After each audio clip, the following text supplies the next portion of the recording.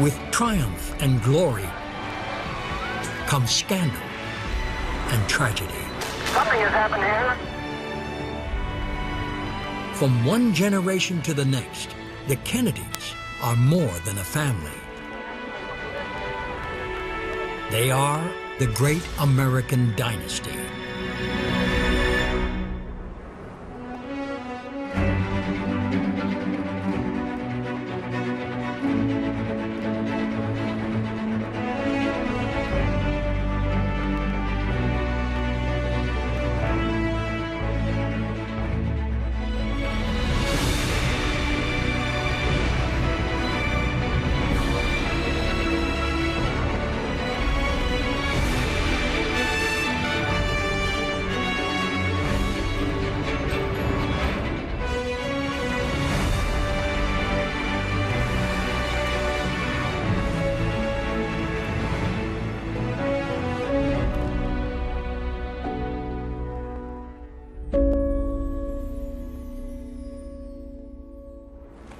America's new ambassador to Britain, Joseph P. Kennedy, faces a battery of cameras and cameramen as he's about to depart for St. James's Court.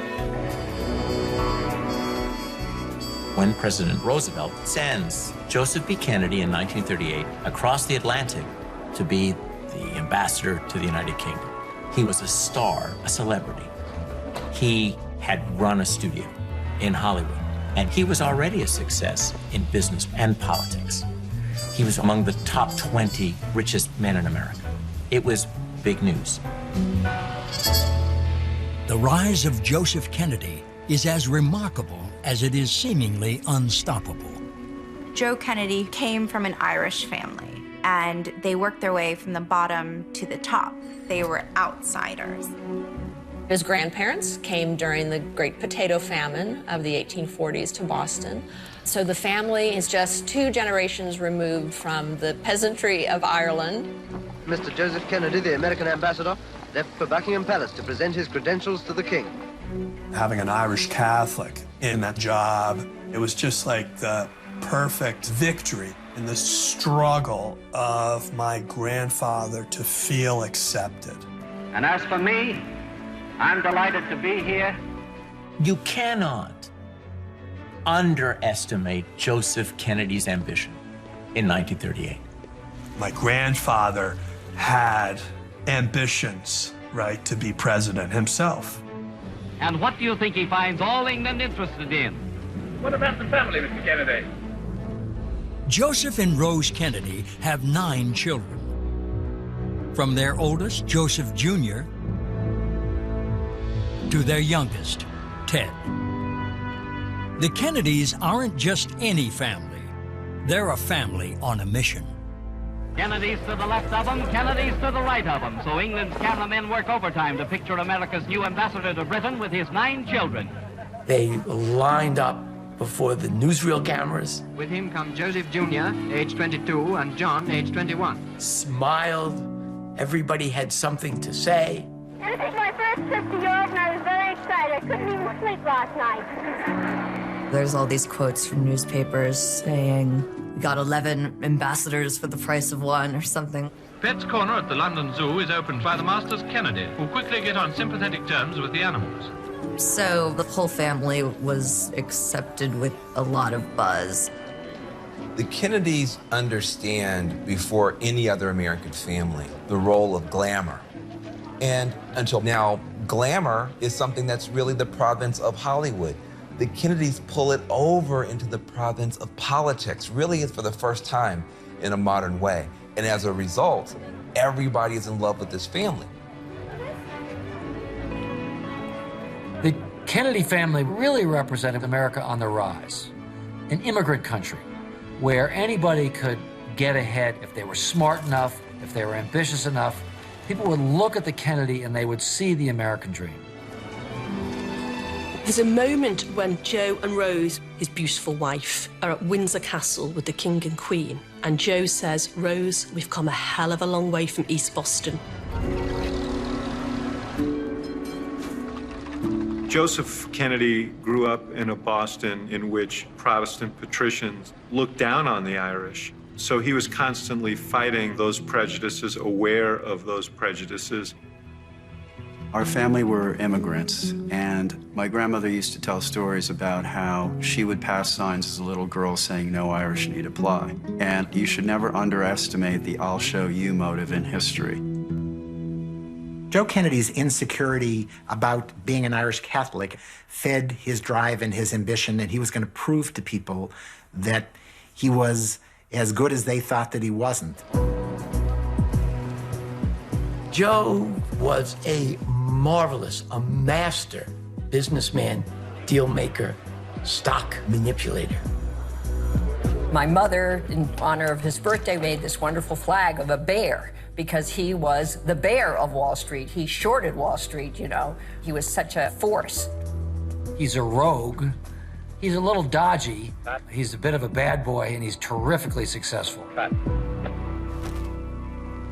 Joseph Kennedy tells his children, and tells Rose over and over and over again, I am making all this money so my children don't have to. So my boys and my girls can go into public service. Thank you very much for asking me to speak. Rose Fitzgerald Kennedy is an astute matriarch and equally as ambitious for her children. Rose Kennedy had an extraordinarily refined political mind, which is not surprising. She came from a political family, and her father was the mayor of Boston. You want me to talk? Where do I talk in here? The dinner table was always as much about current events as it was about food.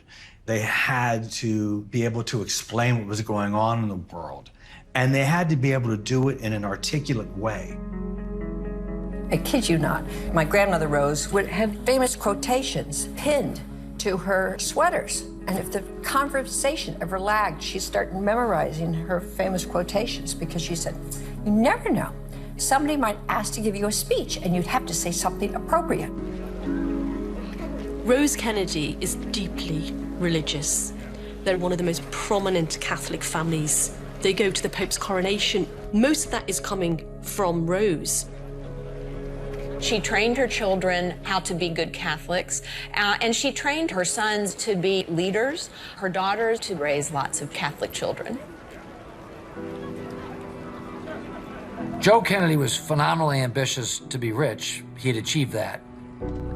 He has a beautiful family, and he's America's representative to the Court of St. James. But he wanted to be President of the United States. As war clouds gather over Europe, a shadow is cast over Joseph P. Kennedy's dreams. What's clear is that Joseph P. Kennedy ends up on the wrong side of history in a dramatic way.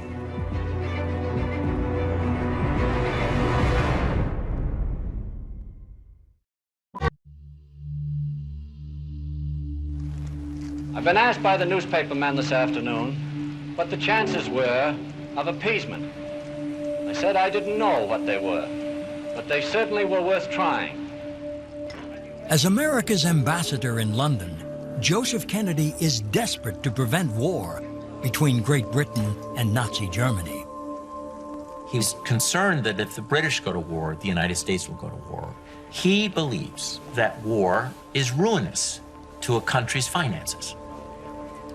Joe Kennedy talked about how the best role for America was to remain neutral, and the best role in terms of the Nazis was to appease them, work with them, somehow not have to go to war against them.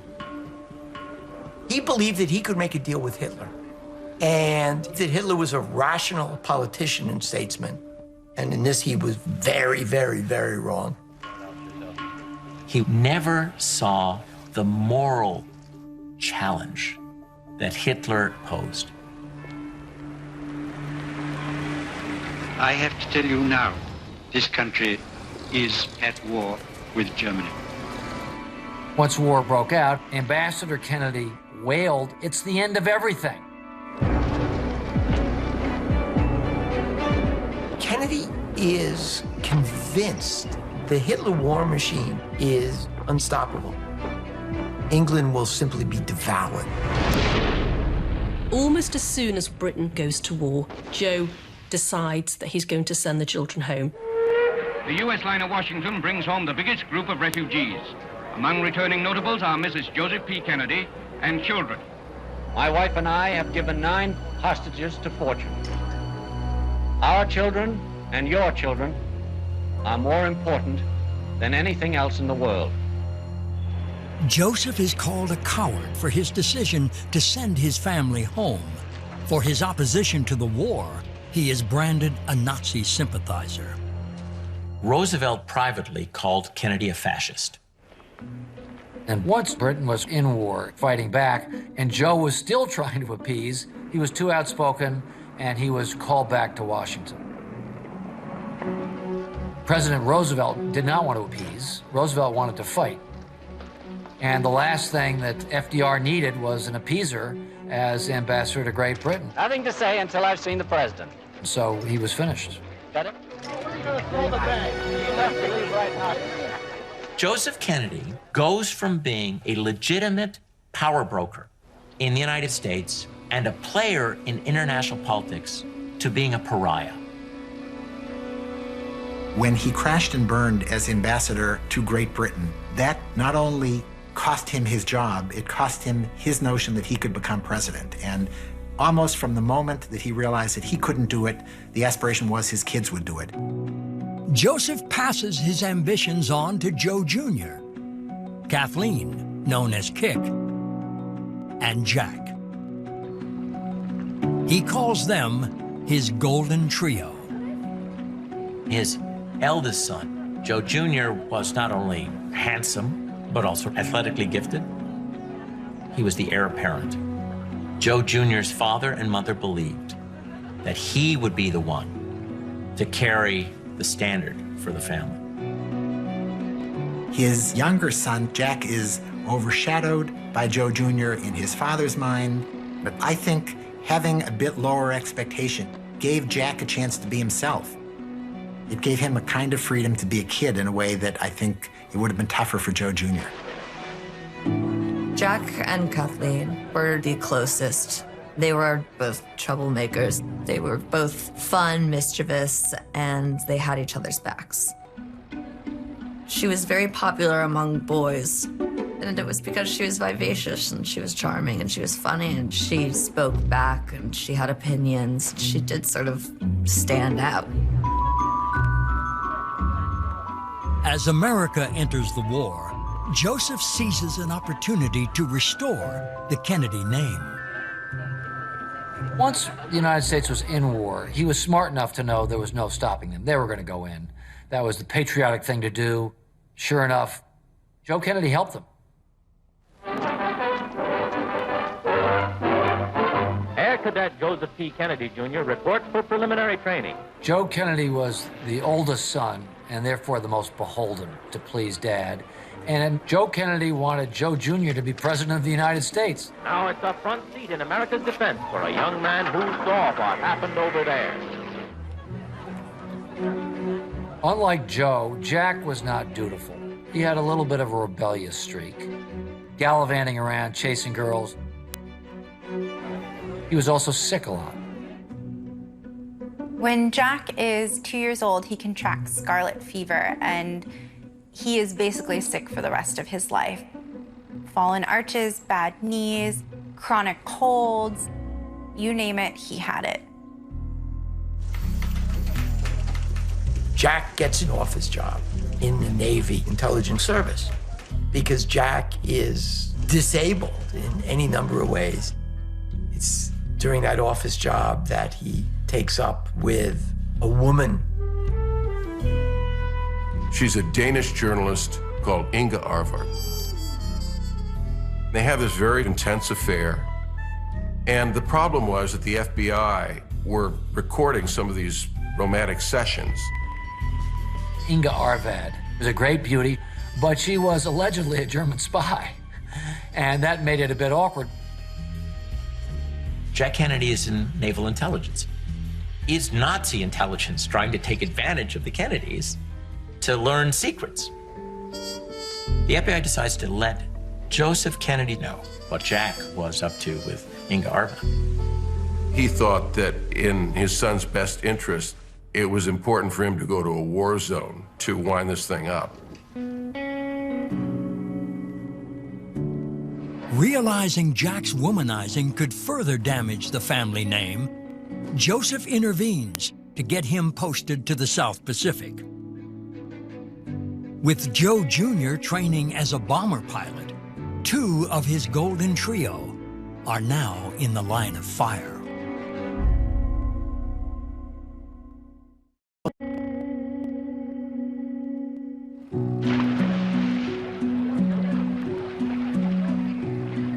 Joe and Rose raised their children with the sense that they were superhuman, invulnerable, golden children, and they felt that nothing was ever going to happen to them. But the Kennedys are harboring a painful family secret. From a young age, Rosemary, the eldest Kennedy daughter, was a bit slow. She was diagnosed with learning disability at the age of about 6 or 7. It's the moment when, as a debutante, she is presented at court. And this year, that thrill was experienced by Miss Rosemary Kennedy, daughter of the American ambassador. Her mother decides that she should have time at home with tutors to help teach her how to try to keep up with the other children in a way that's very modern. The standard practice is that they would be sent to an institution, and Grandpa and Grandma said, we're not going to do that. We're going to keep Rosemary at home. We're going to raise her with her other siblings. As she hit puberty, Rosemary goes to being somebody who is quite uncontrollable. There are sexual urges, and she's found with men. She's so vulnerable. It would be very easy for men to take advantage of her. Mr. Kennedy in particular was afraid she would get pregnant or she'd get a disease. And what were they to do? They had tried together to find every conceivable cure for Rosemary. None of them worked. Joe Kennedy read about this brand new procedure called the prefrontal lobotomy, only done on people with the most serious physical and mental conditions, never on somebody like Rosemary.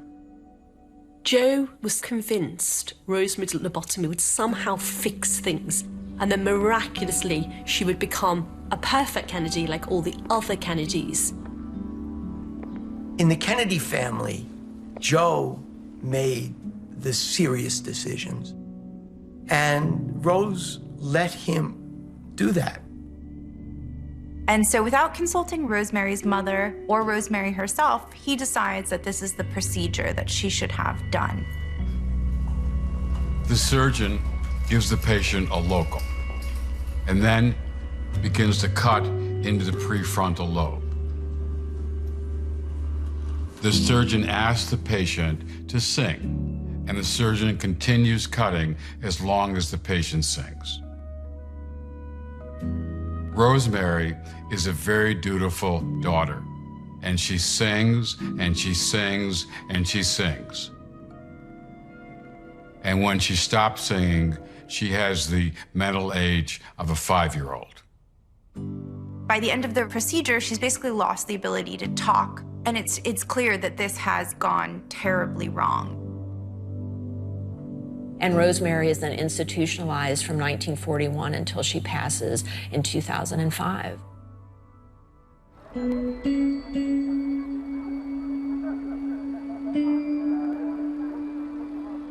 I think that experience of having a sister who suffered from intellectual disabilities ended up having a ripple effect on our family. And years later, my Aunt Eunice played a critical role in recognizing the rights of people who have intellectual disabilities.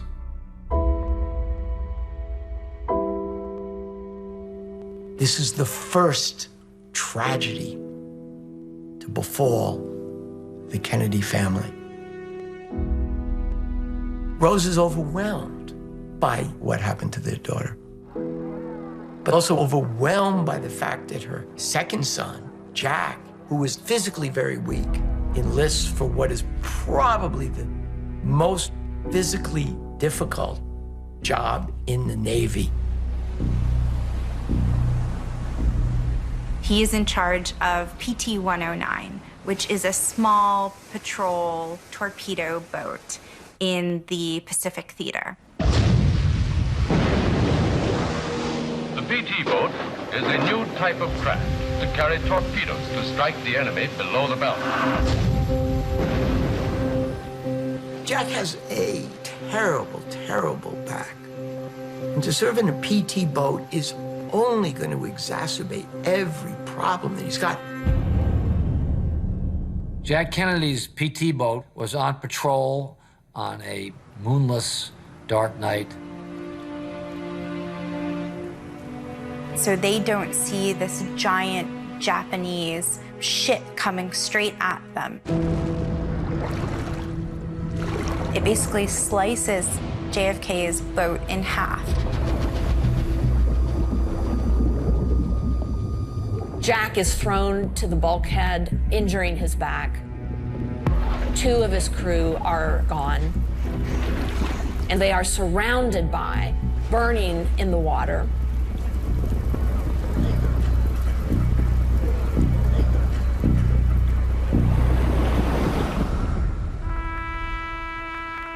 Those back at the base presume the worst. They presume that there are no survivors, and they hold a religious service, a mass, for Kennedy and his crew. Joe Kennedy gets a telegram that his son is missing and just sits on the news. He doesn't tell his family. He doesn't want to scare them. When tragedy struck the Kennedy family, Joe Sr. didn't share it with other members, like his wife, the mother of his children. And so he lives with this kind of private agony, wondering whether his second son is dead.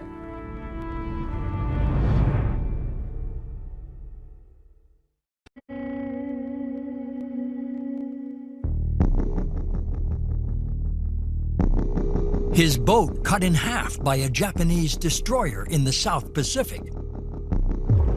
26-year-old Lieutenant John Fitzgerald Kennedy is missing in action.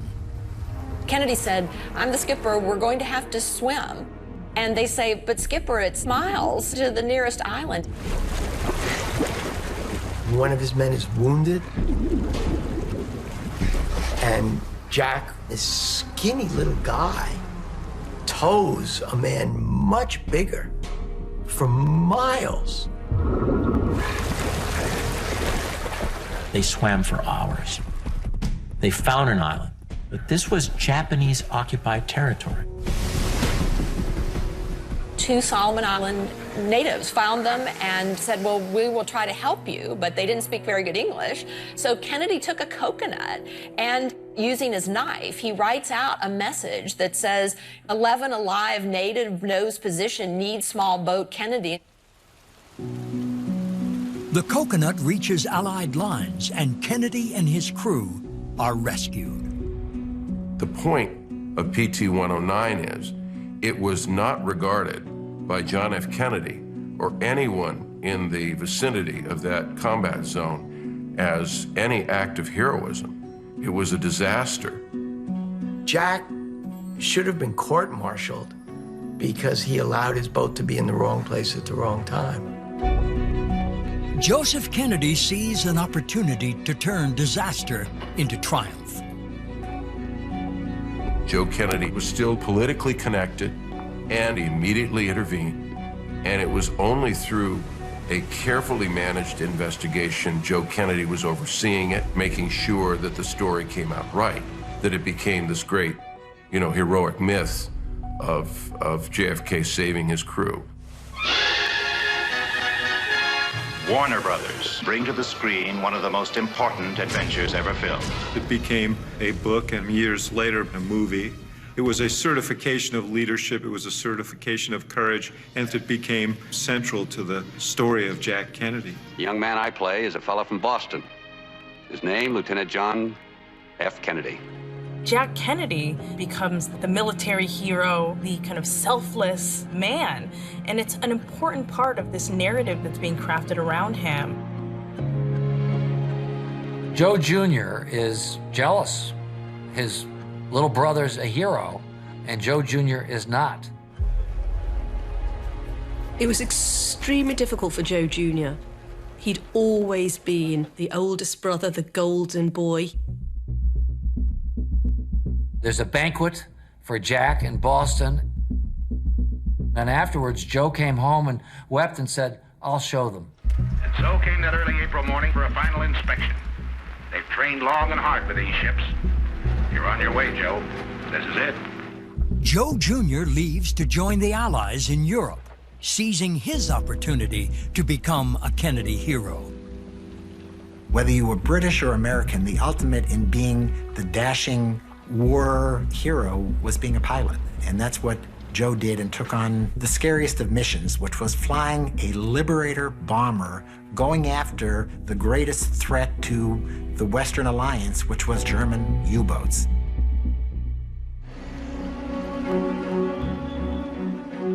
Kick also joins the war effort, volunteering for the American Red Cross in England. Kathleen Kennedy was a charming girl who wowed the boys and met one of the richest and most socially prestigious, the oldest son of the Duke of Devonshire. He was London's most eligible bachelor. He was heir to the Chatsworth estate. He was a catch. Duty calls from lovely Chatsworth, seat of the ducal Devonshire. One would think that Joe and Rose would be completely thrilled that their daughter had risen to these dizzying heights, but unfortunately, Billy was suitable in every way except for one. He wasn't Roman Catholic. There is a complex of feelings. Joseph Kennedy saw her romance as a sense that the Kennedys had arrived. However, what's so interesting is that Rose didn't share the same sense of success. For her, Kick's romance threatened her sense of identity and her sense of the family's identity. Kick becomes the first of the Kennedy children to marry, but the union is not blessed by her parents. Her older brother Joe was by her side on her wedding day and no one else. They could have been married at Chatsworth with 1,000 guests, but instead they were married in a registry office, in what she described as a squalid affair. In the summer of 1944, the Kennedy family gathers at Hyannisport on the coast of Massachusetts. But Joe Jr. sends disappointing news. His father and mother expected him home any day now. And then in July, they get this strange letter. And he says, "I'm part of a special mission. But don't worry, it's not dangerous. See you in September." Joe Kennedy's already flown his 25 missions. He could go home. But he volunteers for extra duty.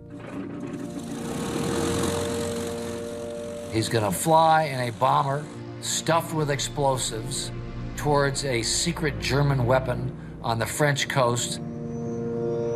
He would set the fuse, and then he would bail out of the plane, along with his co-pilot, over the English Channel. The plane would be set on remote, and it would attack these super guns that were being put in place by Hitler on the coast of France. And this was, in Joe Kennedy Jr.'s mind, the way to be a hero. He said, "In case I don't come back, please tell my father I love him very much."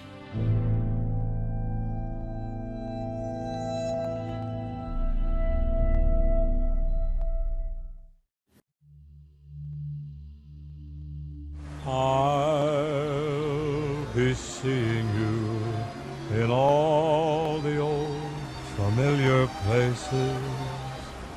On August 13th, 1944, the Kennedy family is home. Bing Crosby is on the phonograph singing "I'll Be Seeing You." Joe Jr. isn't there. He's volunteered for a secret mission.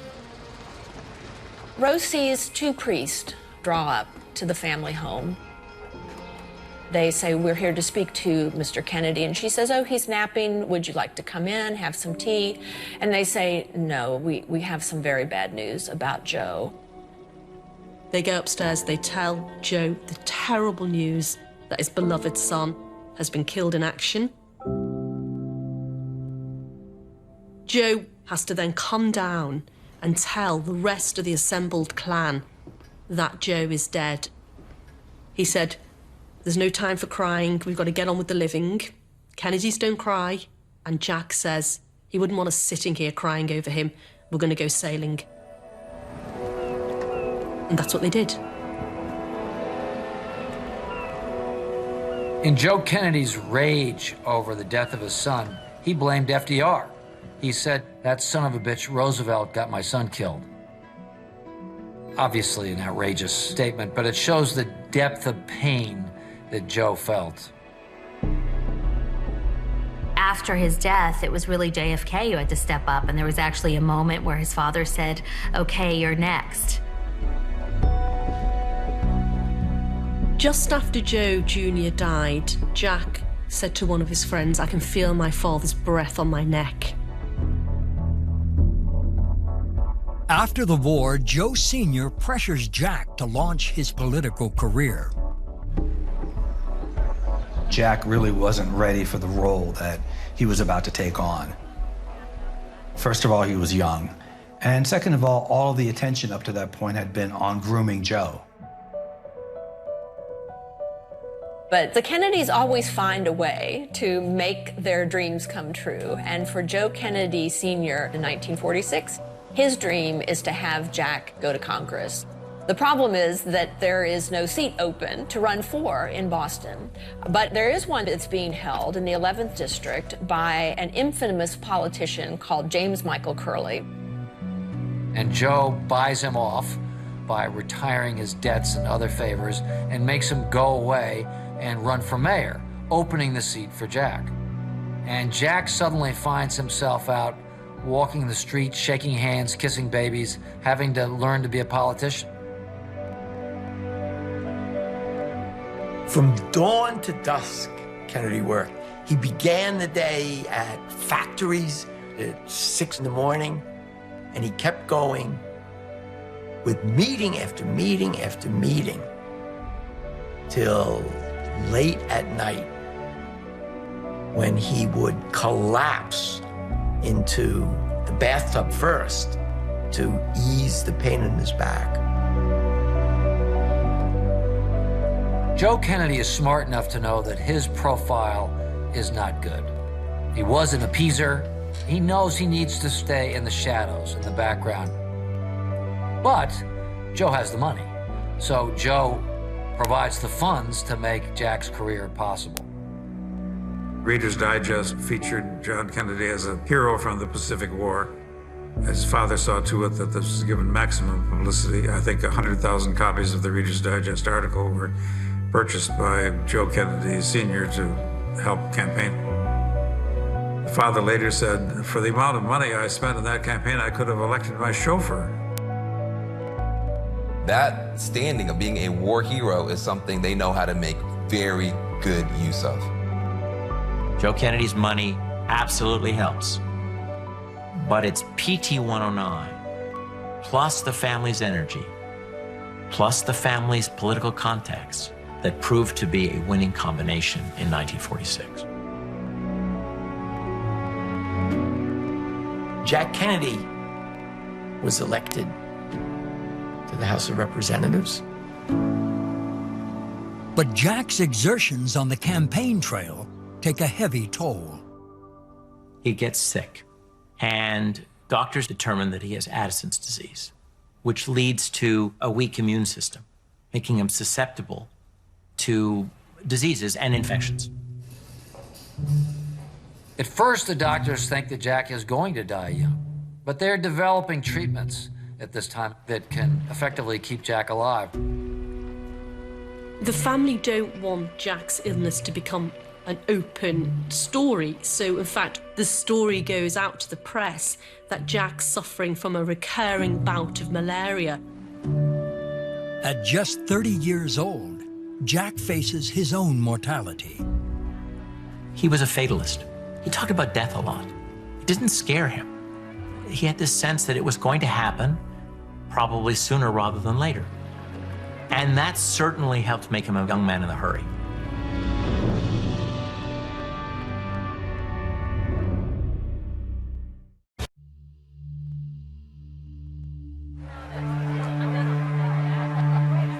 Joseph P. Kennedy had predicted that the best and the brightest of his children's generation would die in a war. And now this had happened, not only to Joe Jr., but to Kick's beloved husband. Kick had defied her family to marry the love of her life, Billy Hartington, only to lose him. The heir to the Chatsworth estate was killed by a German sniper. The timing was brutal. They had only weeks together as a married couple before he left. And to be widowed so young was devastating. I think Rose Kennedy was very sad about that for Kathleen, but there had been terrible problems in the family over that marriage because Billy Hartington was Protestant. And she must have a feeling that Kathleen could come back to the United States and back into the church with full membership. Rose prays that this would be the saving grace for Kathleen. But after Billy's death, Kick decides to stay in England. England's in her blood. Kick at this time is seriously considering a career in politics and becoming a member of Parliament. She's very politically engaged at this point. And then, in just a few years, all of that just comes to an end.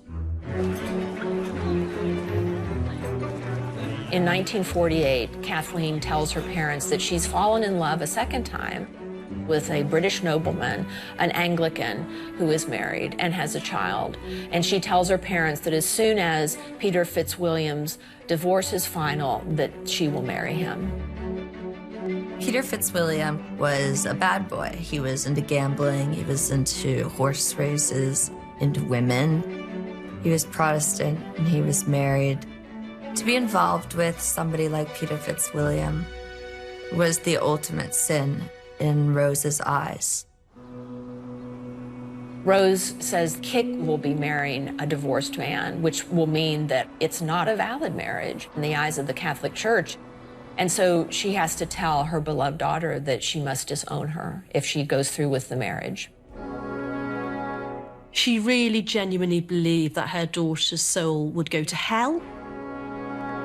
I think it was clear to Kick that there were no chances getting her mother's approval, but she believed there was some margin with her dad.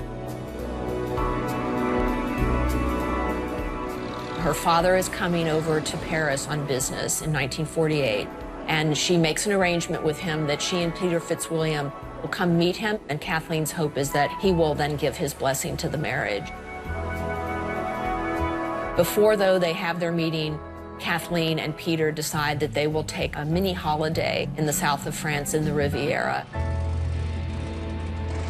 Fitzwilliam and Kick decide to fly down. The weather is terrible. The pilot says we can't go, it's too dangerous. But Fitzwilliam is a very reckless man, and he insists that they fly. A terrible thunderstorm strikes, and they crash into a mountainside in the Rhone Valley.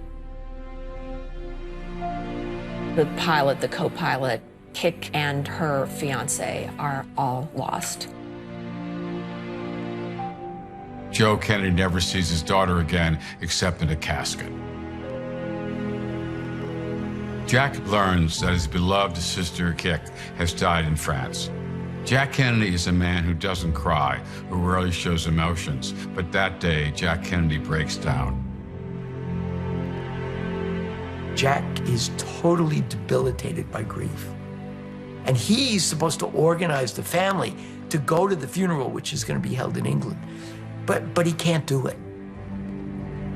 He got in a car to go to the airport, fly to her funeral, and didn't get on the plane. Joe was informed and was the only family member to show up at her funeral. Rose called Kick's death divine retribution.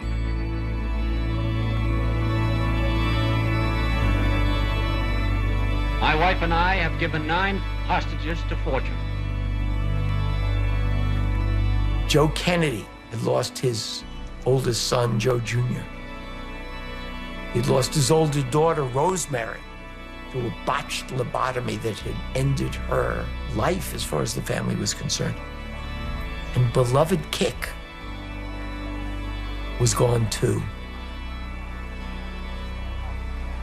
There is woven through the Kennedys a sense of doom, and by the late 40s, only Jack remains of the Golden Trio. The torch was passed to him. His parents' ambitions were now his ambitions. The burden of taking the dynasty forward was his burden. This season on American Dynasties, the Kennedys. You're never running against one Kennedy. It's a full family affair. We could see a different world. Confident and unafraid, we must labor on. They've made a lot more enemies than friends, and some of those enemies are truly dangerous. With the Kennedys, it's always tragedy and triumph mixed together.